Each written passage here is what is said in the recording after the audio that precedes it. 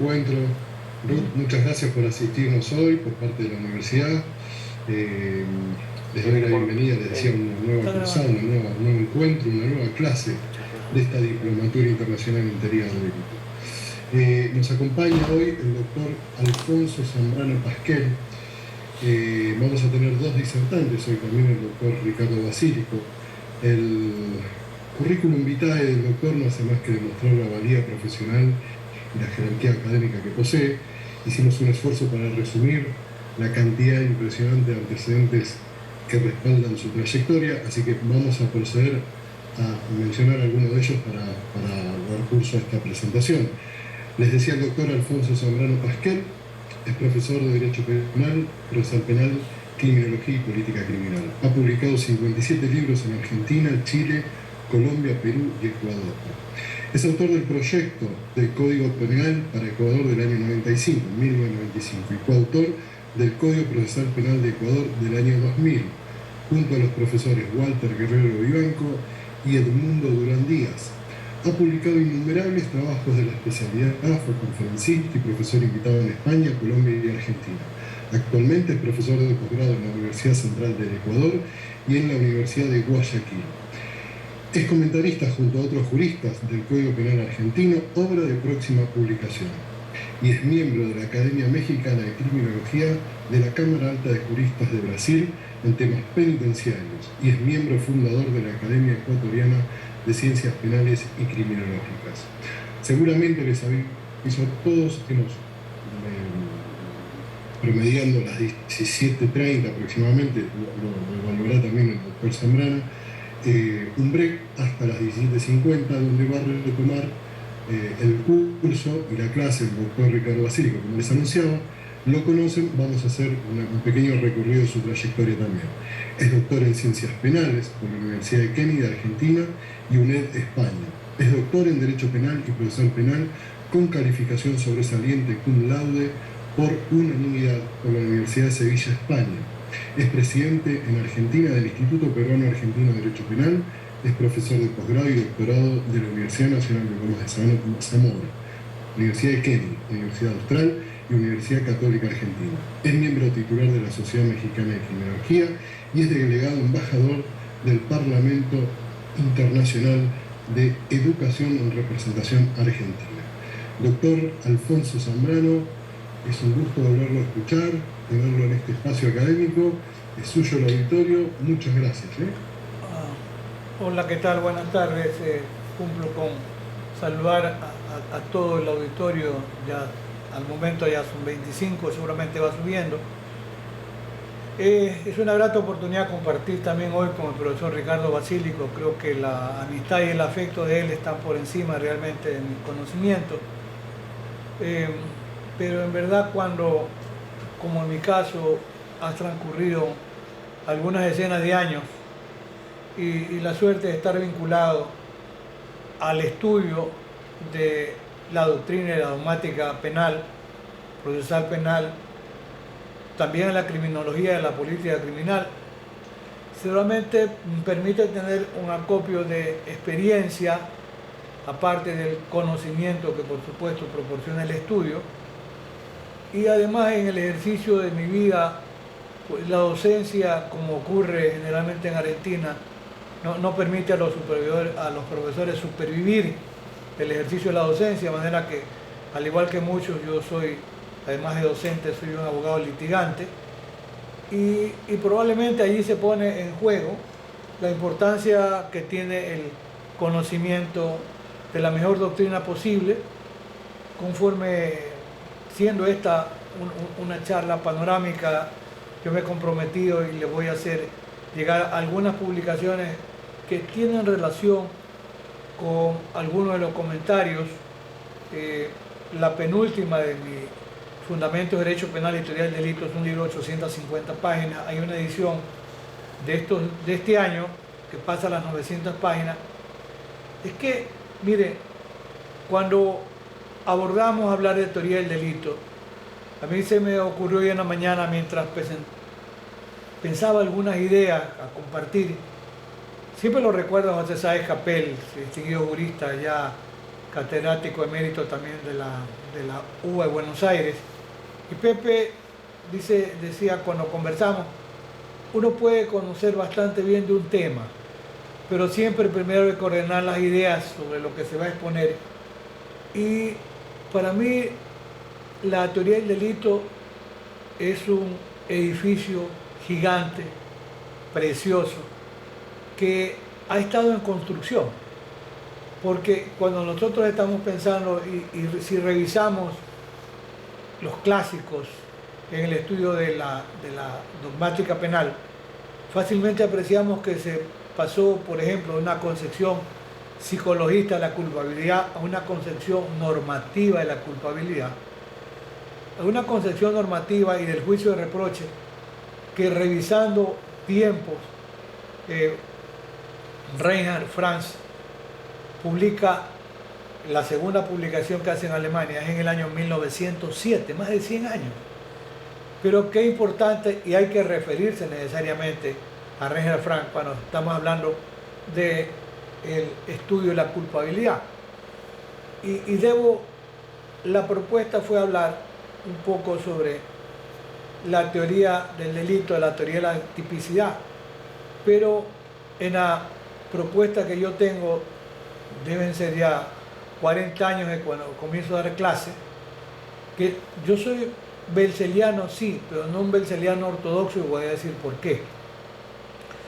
En 1984 se publica por primera ocasión mi manual de Derecho Penal, que es yo diría que ese fue esa especie de tarjeta de presentación académica, porque alguna vez Raúl Zaffaroni me preguntaba, ¿y qué es de tu manual?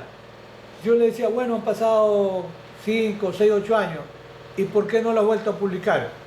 Entonces yo me quedaba pensando y me decía, vos no me decís que lo estás corrigiendo. Entonces, bueno, no, mirá, déjalo como está. Aunque no te guste, ese es un clásico. Que salga con todas las imperfecciones que tú le encuentras. ¿Qué pasó en estos 5 años? ¿Qué escribiste? 4 o 5 libros más. Claro, más fácil es escribir una nueva obra que ponerse a calificar la que uno hizo, y más grave, ponerse a corregirla. Nunca vas a terminar la corrección. Y es verdad, se ha seguido publicando y hoy forma parte, yo diría, de los fundamentos de derecho penal, esa teoría del delito. Tanto así que ya cuando está vigente en el Ecuador un Código Orgánico Integral Penal, interesante porque del 2014 pretende compendiar en un solo documento grande un derecho penal, la parte general, parte especial, procesal penal, en el segundo libro, y una suerte de adenda que era de un libro dedicado al tema penitenciario. Entonces, Raúl Zaffaroni, para el año 2010, hizo la presentación del primer documento de ese anteproyecto. Y él dijo algo que es muy valedero. Primero dijo, veamos cómo queda aprobado. Y luego, lo más importante, veamos cómo se lo aplica. Sobre esto yo le guardaba un enorme aprecio también a Julio Mayer, por mi vocación de hacer también procesal penal y ser abogado litigante. Tengo trabajos publicados en procesal penal, y Julio era muy enfático, y ustedes conocían mejor que yo, él decía, un código es una herramienta de trabajo. O sea, no le pidan milagro. Yo le digo a los alumnos, esto no es como la lámpara de Aladino, no le vamos a frotar la barriguita a ver si se produce el milagro. No. Y Julio dice algo que es muy cierto. Sin buenos operadores, y entiendo que eso explica la presencia de quienes tengan interés en estos diplomados o la maestría, porque el estudio del derecho penal, procesal penal, es una fuente inagotable. Entonces decía Julio, el mejor código sin buenos operadores sirve para muy poco. Y eso lo encontramos nosotros de cara a la realidad. Yo sigo litigando y uno encuentra casos y cosas. Hay un artículo, el 28, yo siempre lo menciono, el Código Orgánico de la Función Judicial Ecuatoriano, que yo le digo a los alumnos, y cuando doy una conferencia lo recuerdo casi de entrada, y les digo, dice que para administrar correctamente justicia hay que acudir a las fuentes del derecho, a la doctrina y a la jurisprudencia. Y la buena doctrina tiene aplicación práctica, real, claro. Tenía un maestro que falleció también, el doctor Jorge Zavala Bacarizo, él decía que La buena doctrina sirve para generar buena jurisprudencia. ¿Ya? Y veamos lo que pasa, por ejemplo, tomamos como ejemplo, porque es el centro, Alemania, cómo la aplicación y la discusión de las concepciones doctrinarias llegan a la jurisprudencia de los tribunales alemanes. Cómo se la discute y luego no están escritas en piedra. Puede haber un cambio de posición. Y eso también ha ocurrido y ocurre, por ejemplo, en España. Hay casos pero muy interesantes, por ejemplo, relacionados con el tema del dolo eventual. A mí me parece extraordinario.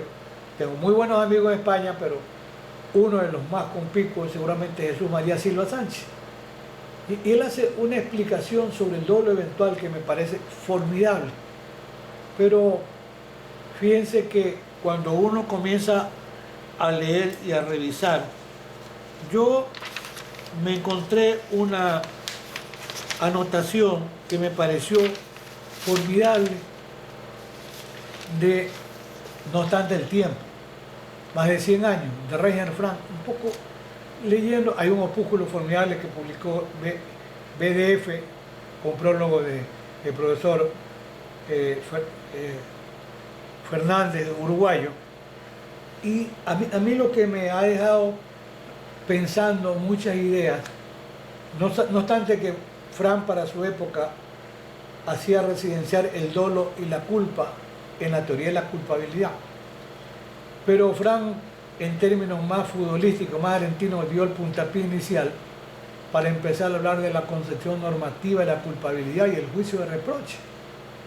Claro, cuando extraemos el dolo y la culpa de la culpabilidad y lo dejamos desde la concepción penceliana como elemento subjetivo del tipo penal,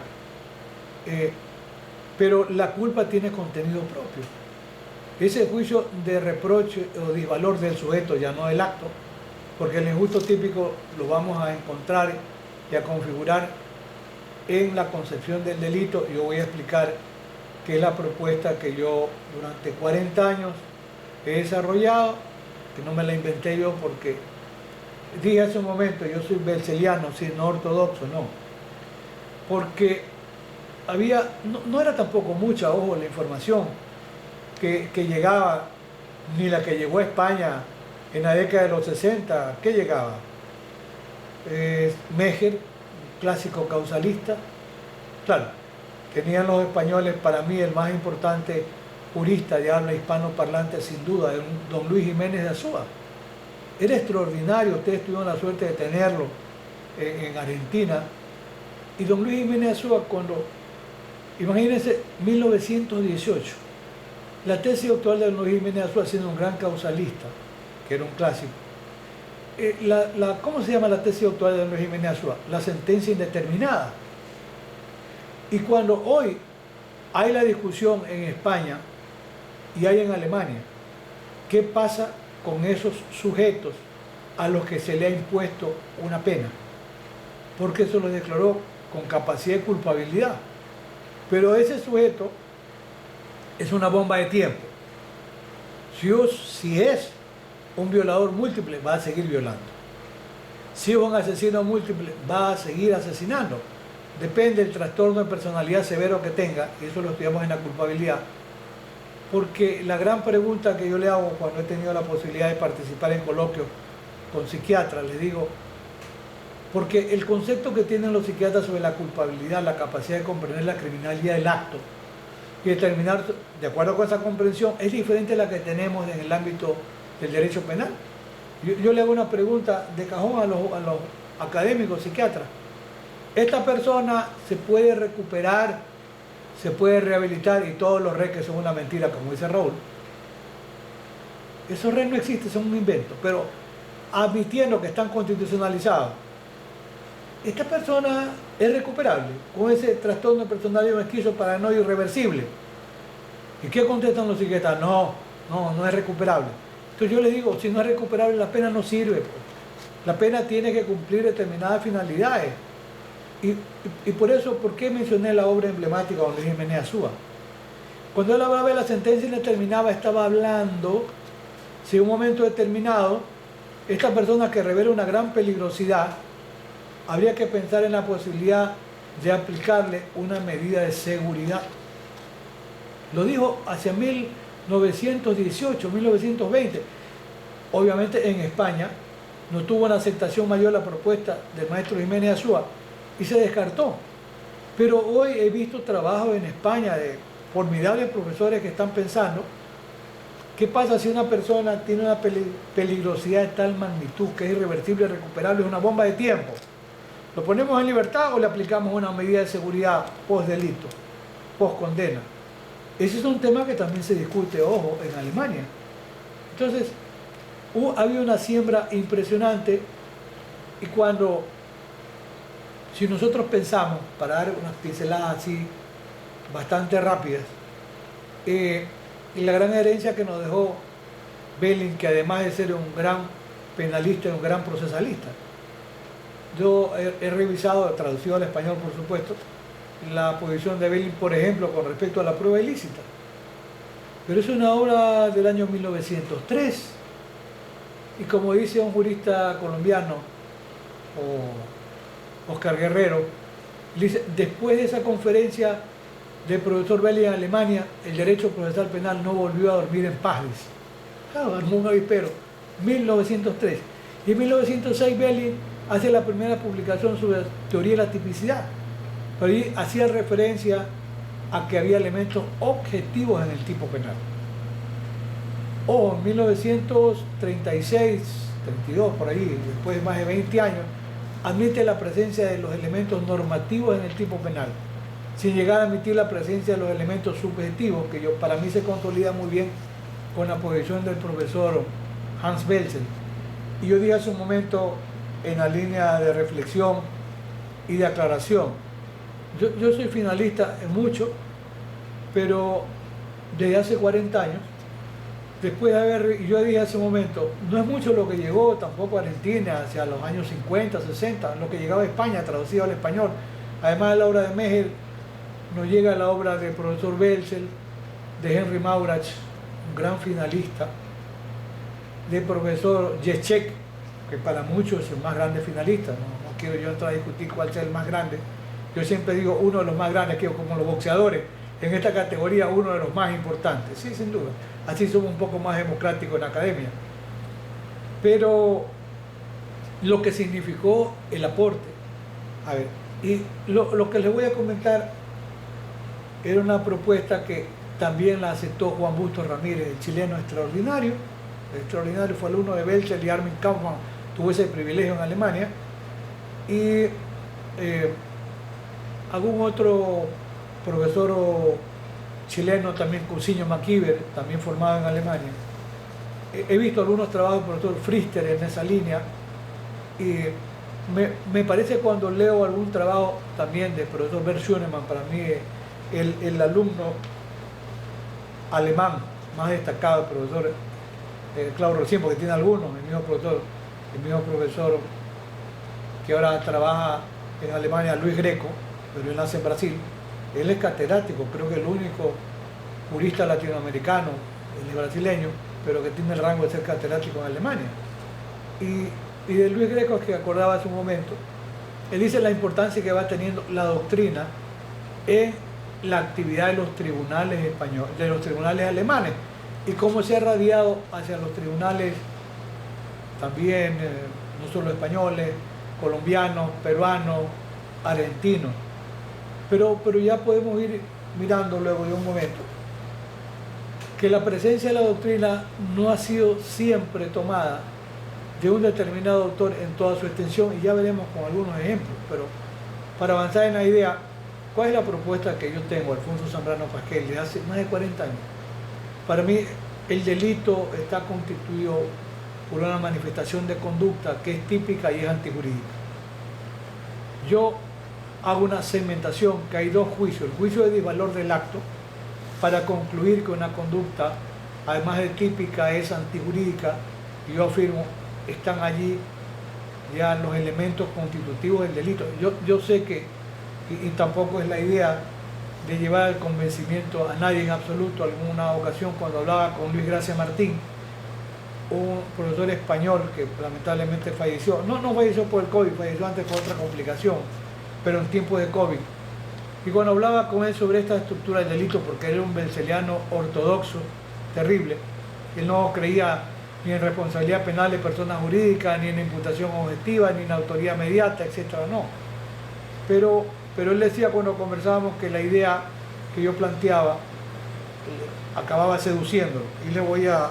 En el ejemplo que yo presenté hace un momento, y les digo, a ver, veamos un caso. Los casos, las casuísticas son importantes, a veces son tomadas de la realidad que nos da el ámbito de la doctrina, a veces de casos que se presentan. Una persona que es un asesino múltiple, si se le impone una X pena, 20, 25 años, porque los tribunales lo declaran con capacidad de culpabilidad, si llega a recuperar la libertad, la cárcel no va a producir ningún milagro, que nunca los produce. Yo creo que en eso tiene esa razón el profesor Zaffaroni cuando Raúl es un sabio. Se ha inventado en sentido positivo muchas propuestas en el ámbito de la teoría del delito y la teoría de la pena. Cuando él dice, en el fondo termina forjando una teoría agnóstica de la pena, porque dice, no sé para qué sirve, pero allí está. No va a solucionar el problema de rehabilitar a nadie, porque eso no es cierto, es una mentira. Y dice algo que siempre me pareció gráfico. Dice cómo se quiere alguien educarlo para que aprenda a vivir en libertad, privándolo de la libertad. Y es una expresión de Raúl muy a Lorentino. Esto es como que él enseñara a alguien a jugar fútbol en un ascensor, dice. Imposible, eso es en la cancha. Pero no puede alguien educarlo a que aprenda a vivir en libertad, privándolo del derecho a la libertad. Por eso dice, no sé para qué sirve, pero ahí está la pena. No podemos quedar discutiendo el monto de la pena, a unos les gusta 50, 80, otros creen en la pena de muerte. El hecho de la posibilidad de un error judicial para mí es irreversible y irrecuperable. Basta revisar los casos de inocencia en Estados Unidos, la cantidad de personas hoy se está utilizando porque el sistema norteamericano no tiene recursos. Se habla la posibilidad de revisar la condena, y que es un tema también muy interesante desarrollado por Julio Mayer. Julio Mayer decía, los recursos son para el justiciable, no son para la fiscalía, no son para el acusador. Yo digo cierto, habría que revisar el artículo 8 del Pacto de San José, que son en favor del justiciable. La Constitución de Ecuador, como muchas otras, dice el derecho del justiciable, el derecho al doble conforme, no es de la fiscalía o para la fiscalía, es el derecho para el que está condenado, para que otro tribunal vuelva a revalorizar los hechos y pueda confirmar o no la condena o la revoque. Entonces, en un sistema como el norteamericano, hoy se está acudiendo a la sexta enmienda. ¿Qué se dice? Que hubo una inadecuada defensa del abogado. Y ahora se utiliza, claro, las neurociencias, y dice, el abogado no pidió un escáner computarizado de cerebro, consecuentemente el abogado no actuó bien. Piden una revisión de la condena para la posibilidad de que se aprecien nuevas pruebas. Y son más de 800 las personas que en Estados Unidos se les ha revisado el tema de las condenas por la utilización hoy de las neurociencias, que es un tema muy interesante también en el estudio de la culpabilidad. Por eso dije, este enorme y precioso edificio que es la teoría del delito, no se ha agotado, no se ha agotado. Creemos, cuando miramos tantos temas, algunos me voy puntualmente a referir, que como que hemos llegado. No hemos llegado al final todavía. A veces hay replanteos. Sabemos que ni siquiera la jurisprudencia que dictan los tribunales, con carácter a veces de efecto erga omnes, luego esa sentencia no está escrita en piedra. Pueden otros tribunales hacer una revalorización de hechos y de pruebas, y pueden modificar incluso la jurisprudencia, de manera que esto de la jurisprudencia vinculante escrito en piedra tampoco es tan cierto. Esto permite generalmente, incluso en el Ecuador está constitucionalizado la posibilidad que los tribunales puedan incluso revocar sentencias de jurisprudencia vinculantes. Ya depende de la calidad de la argumentación y las pruebas que se presenten en un caso que parece que tuviera analogía fáctica, que al final no la tiene, pero eso es un tema ya en la práctica. Ahora bien, ¿qué es lo que yo vengo sosteniendo? ¿Qué debe determinarse por esto de conciliar el ámbito de la teoría del delito y del proceso penal? Lo que no puede faltar en un proceso penal es que esté debidamente acreditado que había una manifestación de conducta que responde a un ejercicio de una actividad final. Ahí sí, como decía bien Belzel, no hay una actividad inocua, insípida, no idónea. Hay siempre el ejercicio de actividad final, aún en los comportamientos culposos. Si alguien toma el vehículo para ir a la universidad, toma el vehículo para eso, para ir a dar clases, para ir a la oficina. Es decir, no toma sin ninguna razón o finalidad. Siempre el ejercicio de la actividad final. Y sobre esto les cuento una anécdota y experiencia personal. ¿Cómo llego yo a preocuparme por el estudio del finalismo? Siendo, como he sido toda la vida autodidacta. Porque el profesor Jiménez Azúa, que era un jurista de cultura ecuménica, sin ser finalista, él se refería al finalismo y citaba párrafos enormes de Belzel. Yo pude encontrar traducida al español por Juan Busto Ramírez una edición hecha en el Editorial Nacimiento de Chile, pues Juan había sido alumno del profesor Belzel, y comienzo a leer y luego a estudiar a Belzel, pero luego tengo la posibilidad de acceder a leerlo a Maurras, también a Yechek. Y como dije, no eran muchos tampoco los que nos llegaban, ni en Argentina ni en España, traducidos al español. Estas eran las obras pioneras en los primeros momentos. Entonces, en el ejemplo que yo lo he traído por dos momentos, completo la construcción de esta teoría del delito que yo vengo trabajando 40 años. Si fuese cierto que una persona que no tiene capacidad de culpabilidad, al que no le podemos imponer una pena sino una medida de seguridad, ¿esa persona tiene capacidad de culpabilidad? No. ¿Se le puede formular un juicio de reproche de culpabilidad? No. Entonces, significa que la culpabilidad no forma parte de la estructura del delito. La tipicidad y la antijuridad sí. Porque en el ejemplo, a veces repetido, de una señora o señorita que tiene problemas mentales irreversibles y que esta persona está siendo violada, ¿qué hace? Reacciona y en acto de legítima defensa mata. La conducta es típica, ¿sí? Claro. Va a reunir los elementos objetivos del tipo penal. Y yo recuerdo alguna vez alguna expresión también del profesor Jiménez Azúa, que él decía que en el fondo es irrelevante para efecto de considerar la legítima defensa si había actuado con dolo o no. No, es indiferente si hubo representación y si hubo voluntad o intención. Porque si están paradas en una causa de justificación, la conducta siendo típica no es antijurídica. Si no es antijurídica, la conclusión, ergo, por tanto, es que esa conducta está ajustada al derecho. Hay una permisión normativa. Esa persona que tiene problemas mentales cometió delito, no cometió delito. Entonces, resultaría injusto que esa persona que tiene problemas mentales se le someta a una medida de seguridad en un manicomio. ¿Por qué? Porque ellos actúan para una causa de justificación, lo cual enerva el predicado de ilicitud de la conducta. Y no nos hemos referido a la culpabilidad para nada. Pero ¿qué pasaría si esa persona un día hiere a uno, otro día le fractura el brazo a otro, tiene falsas percepciones auditivas porque es esquizoparanoide, cree que el señor de la botica dice que la va a drogar y que la va a violar y un día decide en su falsa percepción, en su imaginación equivocada, va a la farmacia, aprovecha que está descuidado y lo cosa apuñalada y lo mata? ¿Cometió delito? Claro que cometió delito.